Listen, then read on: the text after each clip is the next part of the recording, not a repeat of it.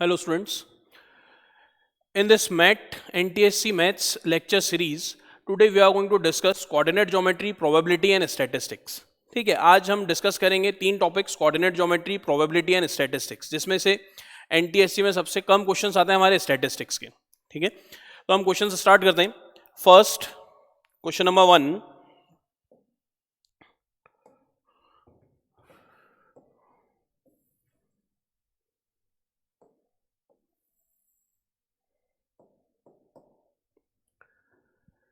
If the mean of the observations x, x plus 3, x plus 5, x plus 7 and x plus 10 is 9, the mean of last three observations is. तो basically पहले हमें क्या find करना है, x की value find करनी है, उसके बाद लास्ट थ्री ऑब्जर्वेशंस का मीन फाइंड करना है. ठीक है, और मीन के लिए फॉर्मूला क्या होता है, sum of observations divided by total number of observations. ठीक है, और ये किसके लिए होता है, जब हमें रॉ डेटा गिवन हो, अनग्रुप डेटा जब हमें गिवन हो. So mean is equals to x plus x plus 3 plus x plus 5 plus x plus 7 divided by. ठीक है, ऑब्जर्वेशंस कितनी है, 1 2 3 4 5, x प्लस 10, 5 ऑब्जर्वेशंस. ठीक है, अब इन 5 ऑब्जर्वेशंस का मीन, ठीक है, ये हमें कितना गिवन है, 9. 9 is equals to 1 2 3 4 5x plus 3 plus 5 8, 8 plus 7 15, 15 plus 10 25 divided by 5, 5 into 9 45 is equals to 5x plus 25. 45 minus 25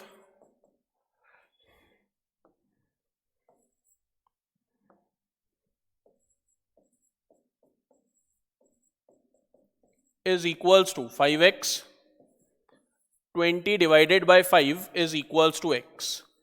x is equals to 4. ठीक है, अब x की वैल्यू तो 4 आ गई. हमें फाइंड क्या करना है, लास्ट थ्री ऑब्जर्वेशंस का मीन हमें फाइंड करना है. Find the mean of last three observations. तो न्यू मीन क्या आ जाएगा, लास्ट थ्री ऑब्जर्वेशंस हैं x plus 5, x plus 7 and x plus 10 divided by 3. x को रिप्लेस करके क्या लिख दें, 4, 4 plus 5 plus 4 plus 7 plus 4 plus 10 divided by 3. 4 plus 5 9, 9 plus 4 13 plus 7 20, 24 34, 34 divided by 3.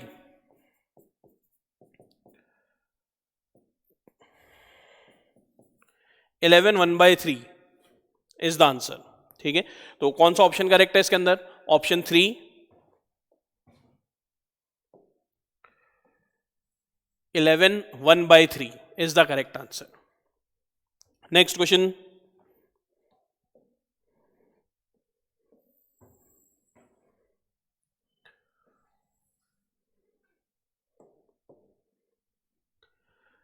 The mean of 11 numbers is 35 if the mean of first 6 numbers is 32 and that of last 6 numbers is 37, then the sixth number is equal to.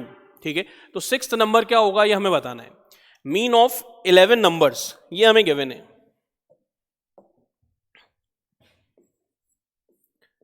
Mean of 11 numbers is 35. Sum of 11 observations divided by 11 is equals to 35. Sum of 11 observations. ठीक है, ये कितना आ जाएगा, 11 into 35, 11 into 5 55, 33 38 385. ठीक है, 11 observations का mean, sorry, sum of 11 observations ये कितना आ गया, 385. अब क्या गिवन है हमें, if the mean of first 6 numbers is 32, first 6 numbers का मीन, ठीक है, ये हमें कितना गिवन है, 32.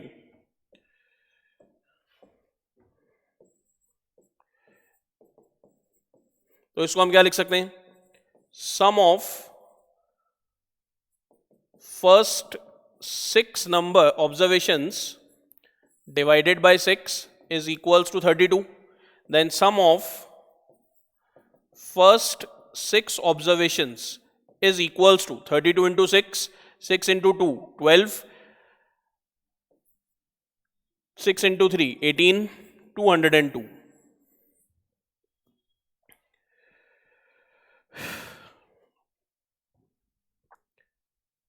First 6 observations, 6 2 are 12,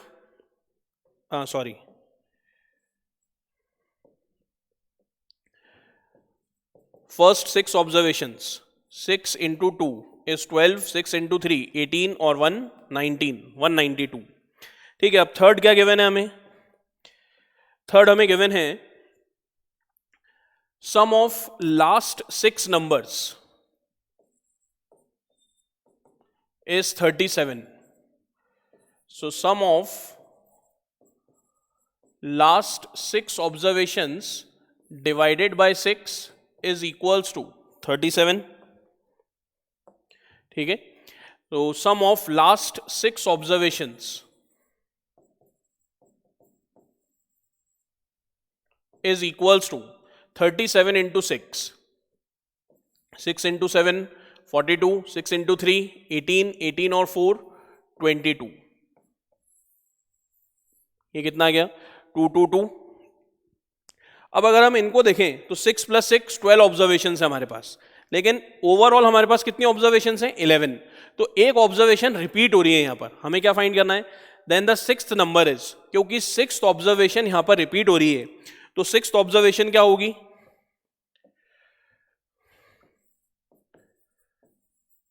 sixth observation, इन दोनों को ऐड कर लें, 192 प्लस 222 माइनस 385,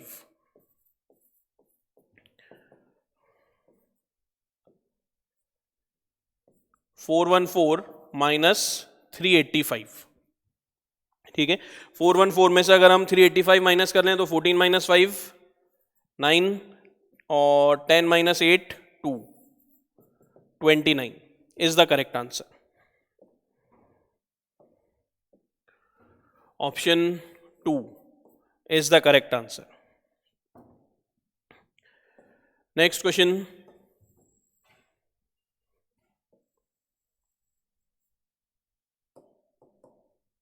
ठीक है, ये क्वेश्चन है प्रोबेबिलिटी से रिलेटेड.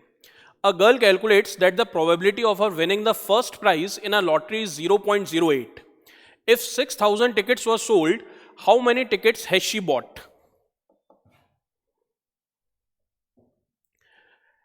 ठीक है, गर्ल की विनिंग प्रोबेबिलिटी क्या है? 0.08. A girl calculates that the probability of her winning the first prize in a lottery is 0.08. If 6,000 tickets were sold, so total tickets sold is equals to 6,000. How many tickets has she bought? Let she bought X tickets. ठीक है, अब 6,000 ticket sold हुए, उसमें से उसने कितने bot करे? X ticket sold bot करे. तो इसकी प्रोबेबिलिटी क्या होगी? Probability of an event is equals to favourable outcomes divided by total number of outcomes. अब ये दोनों प्रोबेबिलिटीज क्या होनी चाहिए? इक्वल होंगी. तो ये हो जाएगा x upon 6,000 is equals to 0.08. X is equals to 8 upon 100 into 6,000. X is equals to 480. So she bought 480 tickets. Correct answer is option 3. ठीक है, उसने कितने टिकट्स बॉट किए? 480 tickets.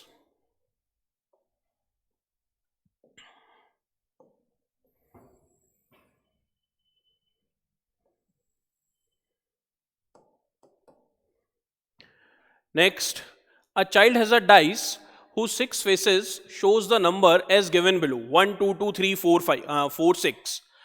A die is thrown once. What is the probability of getting 5? ठीक है, बहुत simple सा answer है. ठीक है, 5 इसमें है ही नहीं, तो 5 आएगा भी नहीं. ठीक है, तो ये इम्पॉसिबल इवेंट हो गया. अगर हम इस डाइस को थ्रो करते रहेंगे तो हमें कभी 5 मिलेगा ही नहीं. तो क्योंकि ये इम्पॉसिबल इवेंट है, तो यहां पर प्रोबेबिलिटी क्या होगी? 0. So option is 3, option 3। ठीक है, 5 हमें मिल ही नहीं सकता यहां पर। Next question,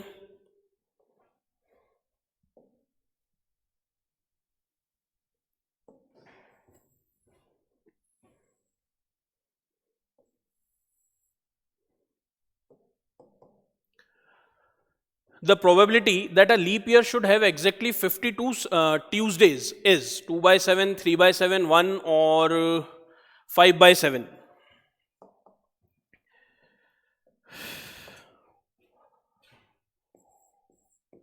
Number of days in a leap year. ठीक है, लीप ईयर में नंबर ऑफ डेज कितने होंगे? 366। Number of days in a week 7। तो हमें कितने वीक्स मिलेंगे? नंबर ऑफ वीक्स अगर हमें फाइंड करने हैं, ये तो number of days in a week find किया है, अगर हमें नंबर ऑफ वीक्स फाइंड करने हैं इस लीप ईयर में तो वो कितने आ जाएंगे? 366 divided by 7, 7 times 5 35, 1 16, 7 times 2 14, remainder 2, तो 52 वीक्स आ जाएंगे हमारे पास। अब हमें प्रोबेबिलिटी किसकी चाहिए कि हमें एग्जैक्टली 52 ट्यूसडेज मिल जाएं। तो अगर 52 वीक्स हैं हमारे पास, ठीक है, अगर 52 वीक्स हैं तो 52 ट्यूसडेज तो आएंगे ही आएंगे, ये तो कंफर्म है, ठीक है। लेकिन 53 ट्यूसडेज आएंगे नहीं आएंगे, उसके लिए इन 2 दिन में देखना पड़ेगा कि कोई ट्यूसडे आ रहा है या नहीं आ रहा है, ठीक है। तो वो चीज, वो क्वेश्चन डिफरेंट है 53 ट्यूसडेज वाला। यहां क्वेश्चन है कि एग्जैक्टली हमें 52 ट्यूसडेज कब मिलेंगे, कितने मिलेंगे। तो 52 वीक्स है, मतलब 52 ट्यूसडेज तो आएंगे ही आएंगे, ये कंफर्म है। तो ये क्या हो गया? श्योर इवेंट हो गया। और अगर ये श्योर इवेंट है तो श्योर इवेंट के लिए प्रोबेबिलिटी क्या होगी? 1। So answer is option 3, 1 answer. Next question,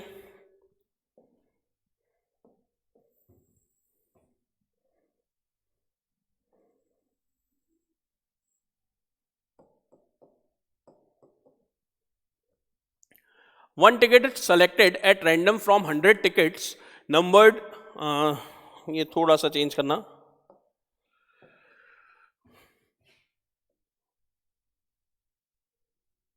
numbered 00, 01, 02, 03, 04 up to 99. Suppose x is the sum of the digits and y is product of the digits. The probability x equals to 9 and y equals to 0 is, ठीक है। अगर हमारे पास numbers हैं 00, 01, 02, 03, 04, 05, 06, 07 up to 99 तक, ठीक है। इस तरह से हमें कुछ नंबर्स गिवन है। तो हमें क्या फाइंड करना है? Suppose x is the sum of the digits, x sum of digits है, ठीक है। तो सम ऑफ डिजिट कितनी मिलनी चाहिए हमें? 9 मिलनी चाहिए। प्रोडक्ट ऑफ डिजिट 0 मिलना चाहिए, ठीक है। तो सम ऑफ डिजिट 9 कब मिलेगी? सम ऑफ डिजिट 9 हमें मिलेगी 0, 0, 0, 1, 0, 2, इन सब पे तो हमें मिलेगी नहीं, ठीक है। तो हमें पहले सम 9, ठीक है, ये कितने ऑब्जर्वेशंस में मिल रहा है ये हम कैलकुलेट कर लेते हैं, ठीक है। तो ये सम हमें 9 किस पे मिलेगा? 09, 18, 27, 36,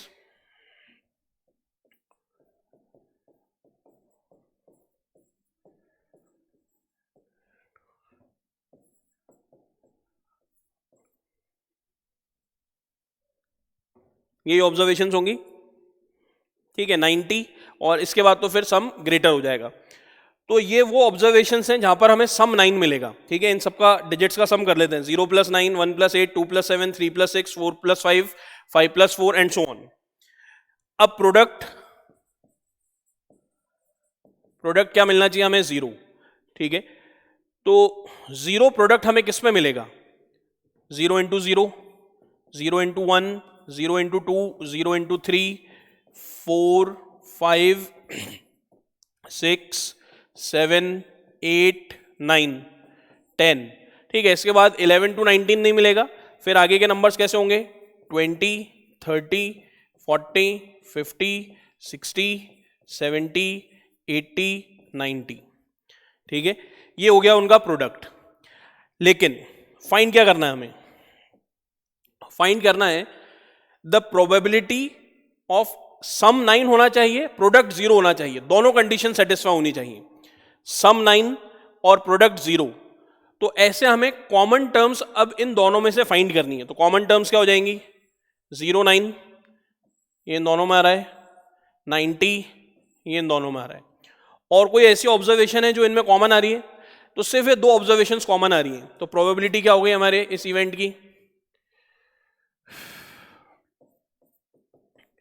ठीक है, probability of an event is, ठीक है, कितने हो गए 2 बाय 100, कितने नंबर्स हैं 100 टिकट्स हैं, सो 2 बाय 100 इज 0 पॉइंट, अच्छा डेसिमल में नहीं दिया है आंसर हमें, तो हम इसको चेंज कर लेते हैं 50, सो 1 बाय 50 ये आंसर आना चाहिए। अब 1 बाय 50 का ये आंसर मिल रहा है हमें, option 3 is the correct answer. Next question,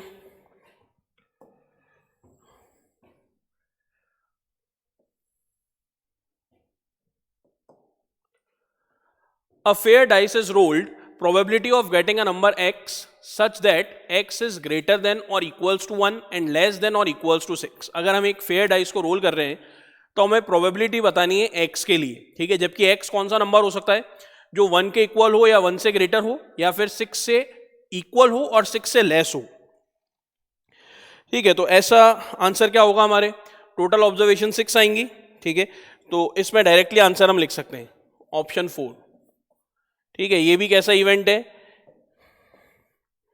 1, 2, 3, 4, 5, 6,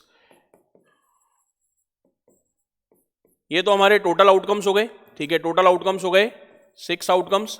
अब हमें कैसा नंबर चाहिए, हमें एक ऐसा नंबर चाहिए x जो ग्रेटर देन और इक्वल्स टू 1 हो बट लेस देन और इक्वल्स टू 6 हो, ठीक है।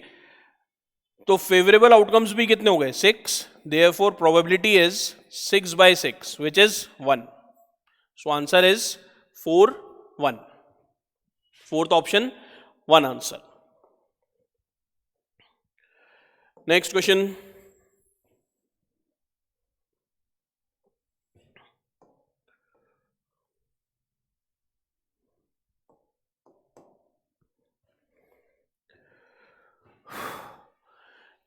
in the adjoining figure area of the triangle ABC is, इस ABC ट्राइंगल का एरिया क्या होगा, कोऑर्डिनेट्स हमें गिवन है, A के कोऑर्डिनेट्स हैं 1, 3, B के कोऑर्डिनेट्स -1, 0 और C के कोऑर्डिनेट्स 4, 0।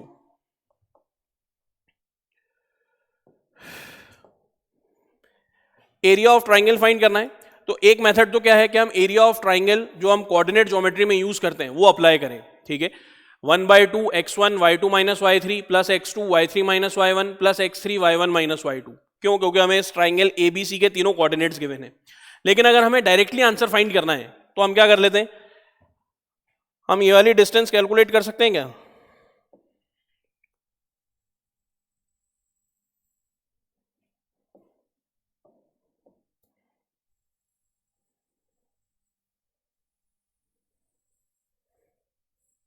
ठीक है। एक्स एक्सिस पे डिस्टेंस क्या होगी 4 माइनस -1, 4 + 1 5, तो ये डिस्टेंस कितनी हो गई 5 यूनिट्स, ठीक है। अगर हम ये परपेंडिकुलर डिस्टेंस फाइंड करें तो ये परपेंडिकुलर डिस्टेंस कितनी आएगी, वर्टेक्स है 1,3, तो जो y एक्सिस होगी वही डिस्टेंस होगी ये भी, तो ये हो गई 3। तो हम एरिया ऑफ ट्राइंगल ये यूज कर सकते हैं, area of triangle ABC is equals to half into base into height, half into base 5 units into 3, 5 into 3 15/2, 2 × 7 14.5, 7.5 square units answer. ठीक है, तो हम ऐसे डायरेक्ट भी सॉल्व कर सकते हैं। तो आंसर आ रहा है 7.5 square units, option 3।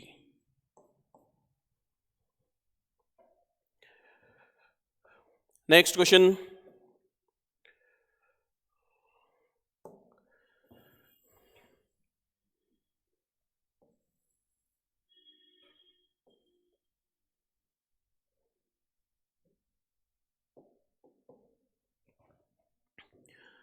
the ratio in which the line 2x plus y minus 4 equals to 0 divides the line segment joining the points A 2 comma minus 2 and B 3 comma 7 is।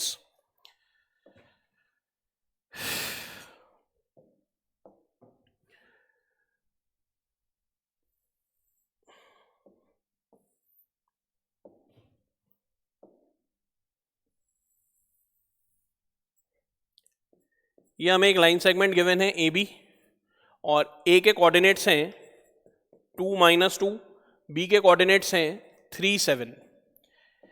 एक line और है जो इससे पास हो रही है, ठीक है, इस पॉइंट पी पर, और इस लाइन की इक्वेशन है 2x plus y is equals to 4। ये हमें इस लाइन की इक्वेशन गिवन है, ठीक है। Divides the line segment joining the points A and B is, तो हमें रेशियो फाइंड करना है कि ये लाइन इस लाइन सेगमेंट ए बी को किस रेशियो में डिवाइड करेगी। तो हम इसका रेशियो क्या सपोज कर लेते हैं, k:1। अगर ये k:1 है तो हम पॉइंट P के कोऑर्डिनेट्स फाइंड कर सकते हैं, x, y, x1, y1, x2, y2, m1, m2। ठीक है, x y के कोऑर्डिनेट्स क्या होंगे, x is equals to m1 x2 plus m2 x1 upon m1 plus m2। x is equals to m1 k, x2 3 plus m2 1 और x1 2 divided by k plus 1। x is equals to 3k plus 2 upon k plus 1।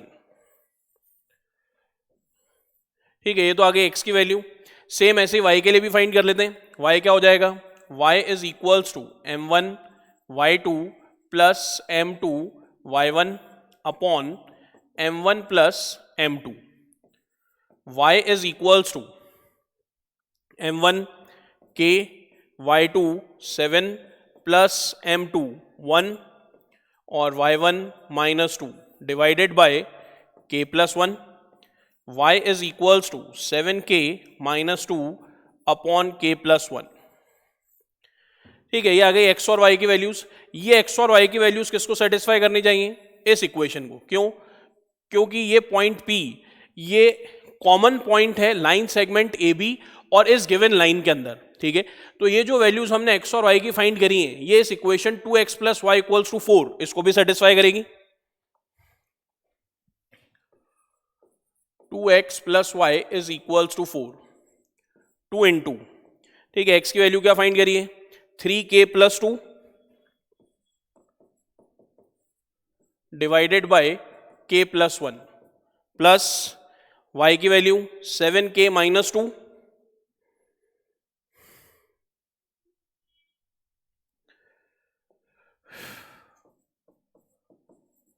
Divided by k plus 1 is equals to 4।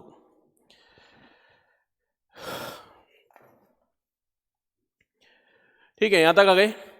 अब LCM ले लेते हैं और इसका bracket open कर लेते हैं। 2 into 3 6k plus 4 plus 7k minus 2 divided by k plus 1 is equals to 4। 6 plus 7 13k, 4 minus 2 is 2 is equals to 4k plus 4। 13k minus 4k is equals to 4 minus 2। 13 minus 4 is 9, 9k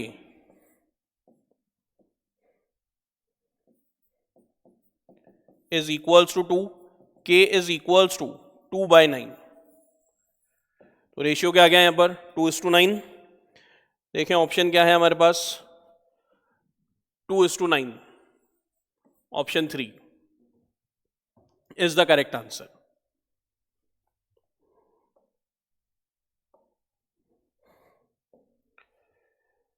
Next question.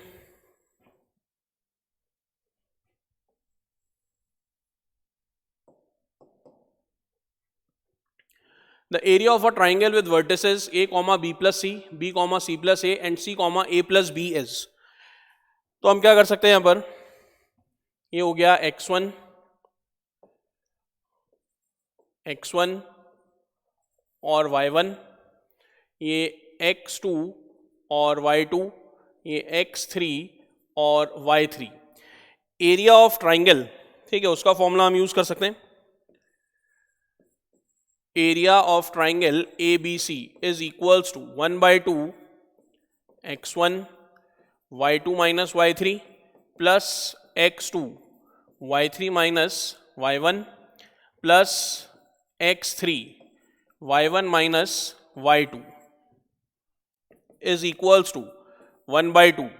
x1 is a, y2 c plus a minus y3 a plus b plus x2 b y3 a plus b minus y1 b plus c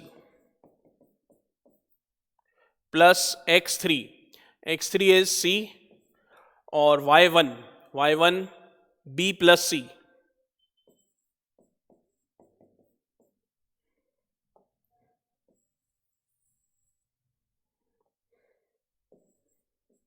y1 b plus c minus y2 c plus a.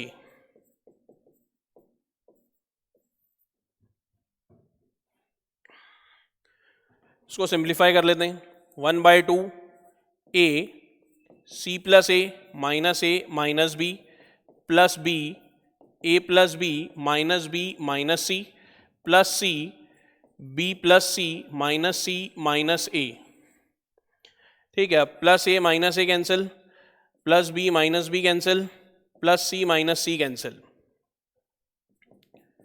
1/2, ठीक है, ये हो जाएगा A C minus A B plus A B minus B C plus B C minus A C. कुछ terms cancel हो रही हैं, plus A C minus A C cancel, plus B C minus B C cancel, A B cancel. 1/2 into 0 is equals to 0 answer. So option 2 is the correct answer. Area of triangle, this is 0. So these points are collinear points क्योंकि area 0 आ रहा है यहाँ पर. Next question.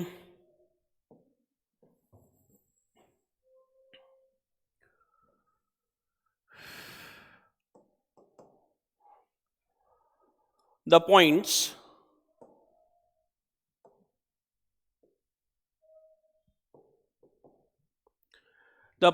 k plus 1 k, 2k plus 1 3 and 2k plus 2 2k are collinear if.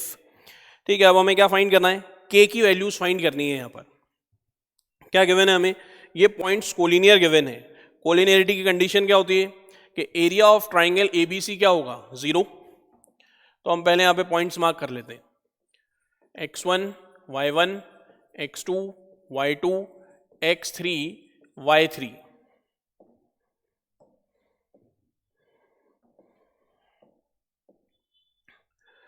Collinearity के लिए area of triangle ABC is equals to 0. 1/2 x1 y2 minus y3 plus x2 y3 minus y1 plus x3 y1 minus y2 is equals to 0. सारी term substitute कर लूँ. ठीक है, 1/2 तो 0 में चला गया. x1 is k plus 1, y2 3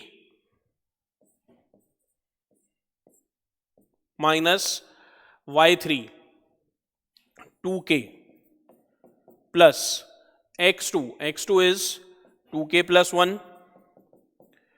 ठीक है, y3 2k, y1 1, so minus 1 plus x3, 2k plus 2, y1 1 और y2 3 इक्वल्स टू 0. ठीक है, इन टर्म्स को सिंप्लीफाई कर लेते हैं. k into 3 is 3k minus 2k square plus 3 minus 2k plus a plus B a minus B 4k square minus 1 a square minus B square. ठीक है, यहाँ हो गया 1 minus 3 is minus 2, so minus 2 into 2 minus 4k minus 4 equals to 0. ठीक है, अब थोड़ा simplify कर लेते हैं. Minus 2k square plus 4k square, ये हो गया 2k स्क्वायर, फिर 3k minus 2k, k remaining रह गया, k minus 4k minus 3k, और लास्ट है 3 minus 1 2 minus 4 is minus 2 equals to 0. Quadratic form हो गई. मिडिल टर्म स्प्लिट करके, ठीक है, क्या फाइंड कर सकते हैं? यहाँ पर k की वैल्यूज फाइंड कर सकते हैं. 2k स्क्वायर, ठीक है, मिडिल टर्म हमें लानी है माइनस 3, तो 4 और 1, so minus 4k plus k minus 2 equals to 0. From first two terms 2k common, k minus 2, from last two terms plus 1 common, k minus 2 equals to 0. k minus 2 common और 2k plus 1 is equals to 0. k minus 2 equals to 0, k is equals to 2 and 2k plus 1 is equals to 0. 2k is equals to minus 1, k is equals to minus 1/2. तो answer क्या मिलेगा हमें यहाँ पर? 2 and minus 1/2. ठीक है, 1/2 इन दोनों में मिल रहा है, इसमें प्लस मिल रहा है, इसमें minus, so option 4 is the correct answer. k is equals to minus 1/2 and plus 2. Next question.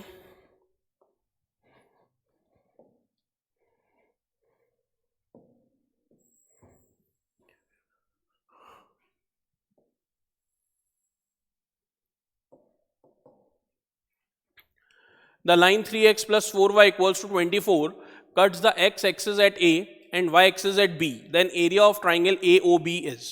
ठीक है, where O is origin. तो अगर ये क्वेश्चन सॉल्व करें हम, तो हम क्या कर लेते हैं?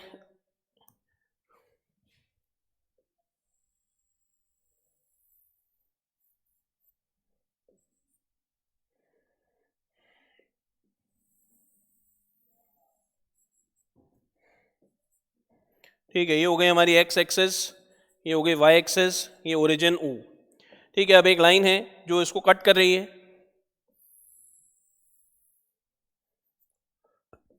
ठीक है, ये लाइन हो गई और इस लाइन की इक्वेशन हमें गिवन है 3x plus 4y is equals to 24. अब अगर ये लाइन इसको पॉइंट ए पर कट कर रही है, ठीक है, तो पॉइंट ए के कोऑर्डिनेट्स, ये एक्स एक्सिस पे लाई कर रहा है, इसके कोऑर्डिनेट्स क्या होंगे? x, 0. ये इसको y एक्सिस पे इंटरसेक्ट कर रही है, तो पॉइंट बी, इसके कोऑर्डिनेट्स क्या होंगे? 0, y. और ये हो गया ओरिजिन O, इसके कोऑर्डिनेट्स हैं 0, 0. एरिया ऑफ ट्राइंगल, ठीक है, हमें क्या फाइंड करना है? Area of triangle AOB. तो पहले हम इन कोऑर्डिनेट्स A और B, ठीक है, पॉइंट्स, इनके कोऑर्डिनेट्स फाइंड कर लेते हैं, A और B पॉइंट्स के. ये हम कैसे फाइंड कर सकते हैं? पहले पॉइंट A के कोऑर्डिनेट्स इस फर्स्ट इक्वेशन में रख लो. ठीक है, तो क्या हो जाएगा? x, 0 और इक्वेशन हमें गिवन है 3x plus 4y is equals to 24. x coordinate 0, 3x plus 0 is equals to 24, x is equals to 8. अब की बार y कोऑर्डिनेट 0 रख लेते हैं, तो ये हो जाएगा 0, x कोऑर्डिनेट 0 रखते हैं, तो 0, y, equation 3x plus 4y equals to 24. x coordinate तो 0 हो गया, plus 4y is equals to 24, y is equals to 4 6 24, y is equals to 6. Area of triangle हमें फाइंड करना है। अगर एरिया ऑफ ट्राइंगल फाइंड करना है तो पॉइंट बी, इसके कोऑर्डिनेट्स क्या गए 0,6 और पॉइंट ए इसके कोऑर्डिनेट्स आ गए 8,0।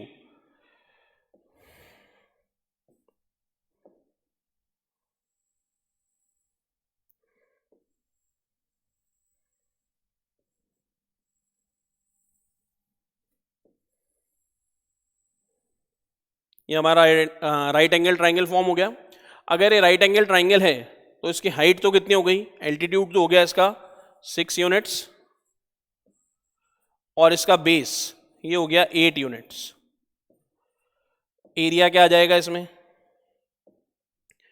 Area of triangle AOB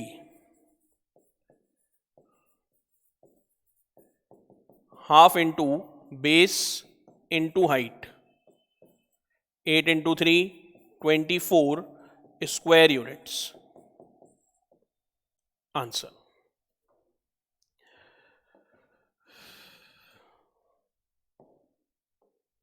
option 2 24 square units. ठीक है, तो ये हमारे सारे टॉपिक्स डिस्कस हो गए हैं। ठीक है, NTSC के आज जो हमने डिस्कस किया कोऑर्डिनेट, प्रोबेबिलिटी और स्टैटिस्टिक्स। ठीक है, इसमें सबसे कम क्वेश्चंस हमारे स्टैटिस्टिक्स के बनते हैं। ठीक है, बाकी प्रोबेबिलिटी और कोऑर्डिनेट के कुछ क्वेश्चंस ज़्यादा आते हैं। तो इस पूरी सीरीज में ठीक है हमने मैथ्स में जितना पार्ट आता है जो 20 क्वेश्चंस आते हैं, ठीक है, और वो किन टॉपिक्स में से मेजर जो क्वेश्चंस हमारे आते हैं वो सारे टॉपिक्स हमने इस सीरीज में डिस्कस किए। So thank you all of you.